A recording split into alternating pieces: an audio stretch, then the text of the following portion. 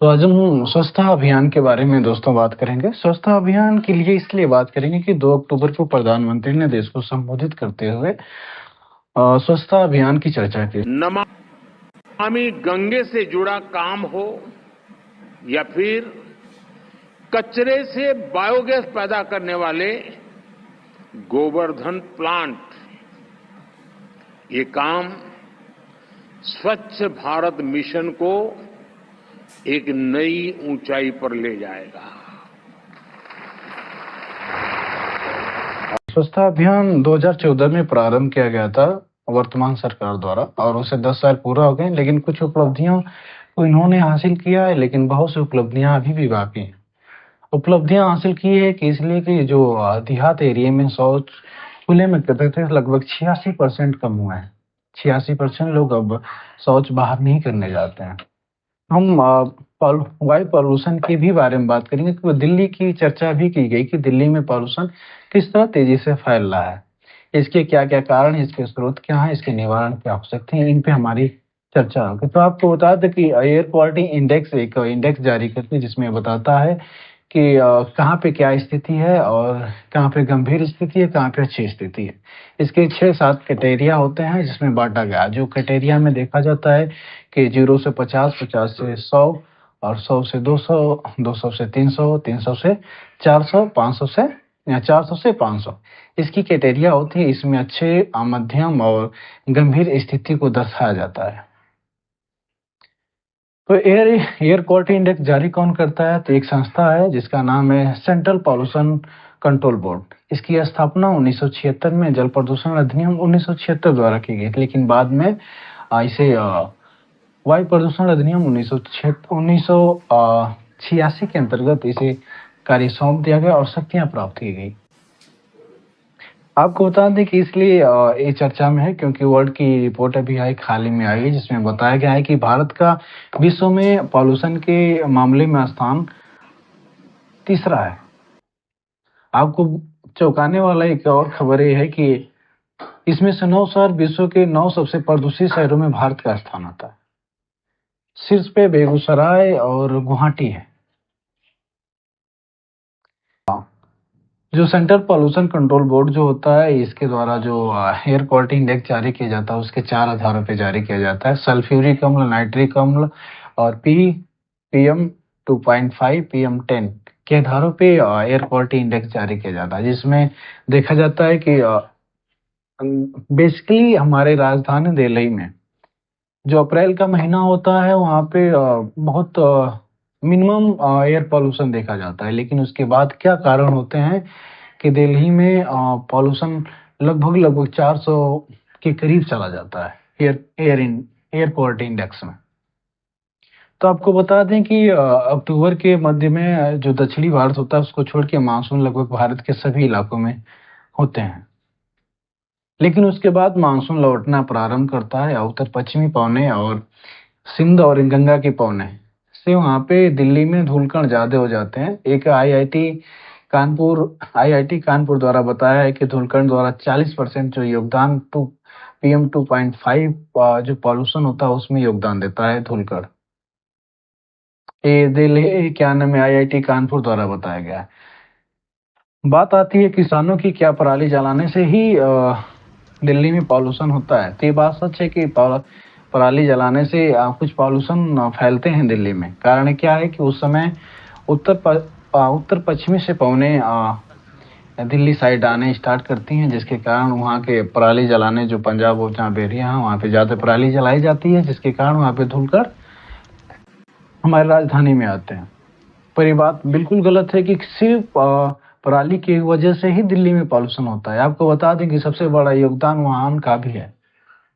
वाहन की एक रिपोर्ट आई जिसमें द्वारा ये बताया गया है कि वाहन से लगभग 20% योगदान देता है दिल्ली पॉल्यूशन में। ये बड़ी दुख की बात है कि सरकारें आती हैं जाती हैं, 10 साल स्वच्छता भारत अभियान को हो गया, यहाँ तक कि जितने भी मंत्री हैं दिल्ली में रहते हैं, लेकिन दिल्ली को ही स्वस्थ नहीं कर पा रहे हैं। किसी भी देश को महान बनने के लिए और विकसित बनने के लिए जरूरी है कि हमारे देश को स्वस्थ रखा जाए। आपको बता दें कि एक उदाहरण के तौर पे बता दें कि इंदौर हमारे ही देश का एक शहर है जो हमेशा स्वच्छता में शीर्ष स्थान पे आता है। क्या कारण है? क्यों हम दिल्ली को स्वस्थ नहीं बना पा रहे? अगर मान ले किसानों की पराली के कारण ही ये ऐसा होता है, तो सरकार को क्यों नहीं ऐसी योजना लानी चाहिए कि उनकी जो पराली जलाते हैं वो जला ना पाए।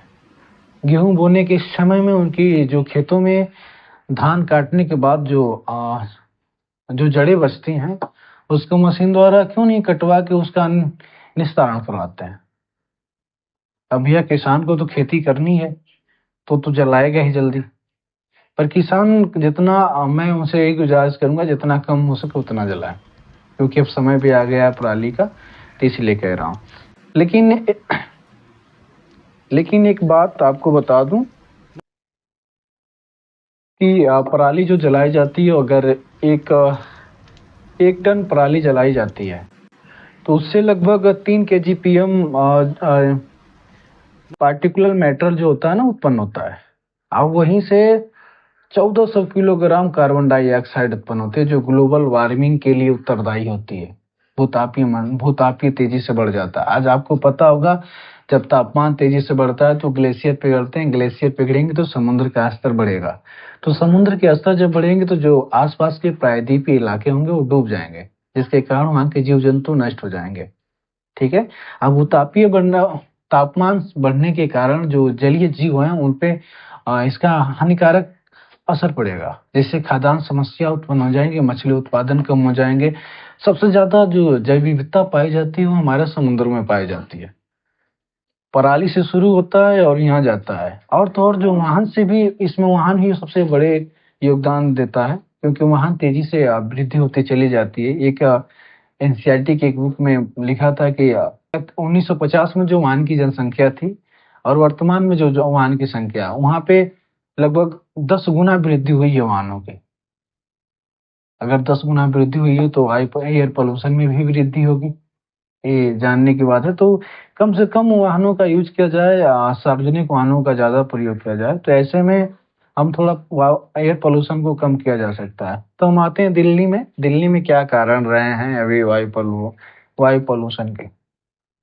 तो दिल्ली में मुझे 3-4 कारण दिखते हैं। एक तो वहाँ पे एक तो दिल्ली एक कैपिटल है, तो उसके आसपास देखा जाए तो नोएडा और सब एरिया है, तो वहाँ पे फैक्ट्रियों का काम भी ज्यादा होता है। तो उनसे भी गंदे पानी, बहुत से हानिकारक गैसें विसर्जित होती है और उत्सर्जन होता है, तो जिसके कारण भी वहाँ पे धूल धक्कड़ बढ़ जाते हैं। सबसे बड़ी प्रॉब्लम दिल्ली की देखी जाती है तो वहाँ के वाहन की देखी जाती है। वहाँ पे बहुत ज्यादा वाहन है और पब्लिक भी बहुत ज्यादा है, तो जिसके कारण वहाँ पे एयर पोल्यूशन तेजी से, अमोनिया ऑक्साइड और अन्य ऑक्सीजन गैसें होती हैं, उत्सर्जित होती हैं, जिसके कारण धूलकण और ऊपर जम जाते हैं। तीसरा कारण मुझे दिखता है कि पराली पराली भी उसमें एक है, जो कुछ समय के लिए पंजाब और हरियाणा साइड में धान की कटाई होती है और जो बचता है उसे जला दिया जाता है। तो वहाँ पे भी उससे भी दिल्ली में पॉल्यूशन तेजी से वृद्धि होती है। तीसरा मुझे ये लगता है, तीसरा कारण ये है कि जो नाले, जो वहाँ पे जो यमुना नदी की सफाई जो होती है, और जो कचरे दिल्ली के पास ही एक पहाड़ की तरह खड़े होते चले जा रहे हैं, जिसका निस्तीकरण तो किया जा रहा है लेकिन बहुत कम। पहाड़ कम बढ़ रहे हैं, कचरे ज्यादा बढ़ रहे हैं।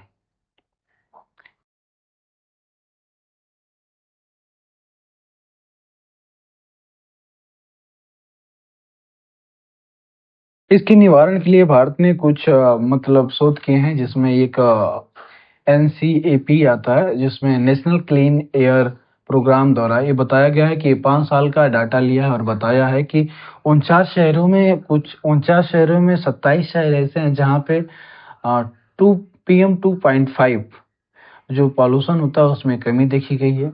और क्या नाम है, 46 शहरों में ऐसे हैं जहाँ पे 46 शहर में से 24 शहर ऐसे हैं जहाँ पे PM 10 PM 10 जो पॉल्यूशन होता है उसमें कमी देखी गई है। तो एक अच्छा संदेश है। अच्छा, इसके प्रभाव क्या हो सकते हैं? तो एयर पॉल्यूशन से अनेक प्रभाव हो सकते हैं। एयर पॉल्यूशन से पहली बात तो स्वास्थ्य पे गंभीर समस्या पड़ती है, जैसे लंग्स के जो बीमार हैं, जो लंग्स के जो मरीज हैं, उनके लिए काफ़ी दिक्कत होती है, सांस में काफ़ी प्रॉब्लम हो जाती है। और जो स्किन रोग होता है, स्किन रोग में वृद्धि हो जाती है और स्किन मतलब आँखों का जलन वगैरह पैदा होता है। और दूसरा इसका एग्रीकल्चर पे बहुत बड़ा प्रभाव पड़ता है कि क्योंकि जो भी फसलें बोई जाती है, जो एयर पार्टिकुलर मेटल जो होते हैं वो पत्तियों पे जम जाते हैं, जिससे ऑक्सीजन जिससे कार्बन डाइऑक्साइड और ऑक्सीजन का जो ट्रांसफर जो होता है वो रुक जाता है, जिसके कारण पौधों की मौत हो जाती है। और तीसरा कारण ये हो सकता है कि मृदा पॉल्यूशन इसलिए हो सकता है क्योंकि मृदा की गुणवत्ता कम हो जाती है। क्योंकि जो पार्टिकुलर मेटल होते हैं और वो कहीं जाके वो जो कृषि क्षेत्रों पे गिरते हैं और वहाँ के जो मृदा होती है उसको मृदा की गुणवत्ता को नष्ट करने का काम करते हैं। आपको बता दें कि सल्फ्यूरिक अम्ल और नाइट्रिक अम्ल जो वर्षा के कारण जमीन पे आते हैं, तो कृषि क्षेत्र के मृदा को अम्लीय कर देते हैं, जिसके कारण उनकी गुणवत्ता कम हो जाती है, कृषि में उत्पादन घट जाती है, जिससे खाद्यान्न समस्या उत्पन्न हो जाती है। चौथा कारण है कि समुद्र के इलाकों में तापमान बढ़ने के कारण उनका लेवल बढ़ जाता है, तो जो आसपास के प्रायद्वीप होते हैं वो डूब जाते हैं और यहाँ तक कि तापमान बढ़ने के कारण जो जलीय जीव होते हैं उन पे हानिकारक प्रभाव पड़ता है। आपको बता दें कि जैव विविधता में सबसे ज़्यादा जो विविधता पाई जाती है वो समुद्रों में पाई जाती है, जिसमें कार्बन डाइऑक्साइड मतलब ऑब्जर्व करने की सबसे ज़्यादा कैपेबिलिटी महासागरों में है। तो वो कम हो जाता है और खाद्यान्न समस्या वहाँ पर भी उत्पन्न हो जाती है, क्योंकि मछली उत्पादन कम हो जाएगा और दक्षिणी भारत में आपको पता है कि मैक्सिमम मछली का ही उत्पादन होता है। तो वहाँ पे मछली उत्पादन कम होगा और लोगों को बेरोजगार भी होना प्रारंभ हो जाएगा। तो इससे भारत में अनेक समस्याएं उत्पन्न हो जाएगी। तो पॉल्यूशन फैलने से और कृषि क्षेत्र, मछली पालन, बहुत से ऐसे क्षेत्र हैं जहाँ पे इसके हानिकारक प्रभाव पड़ते हैं। इसके निवारण के लिए हम यही कर सकते हैं कि हम कम से कम पॉल्यूशन जो कचरे होते हैं जलाएं, उसका अच्छी तरीके से सरकार एक योजना बनाए, उसे निवारण करे उसका।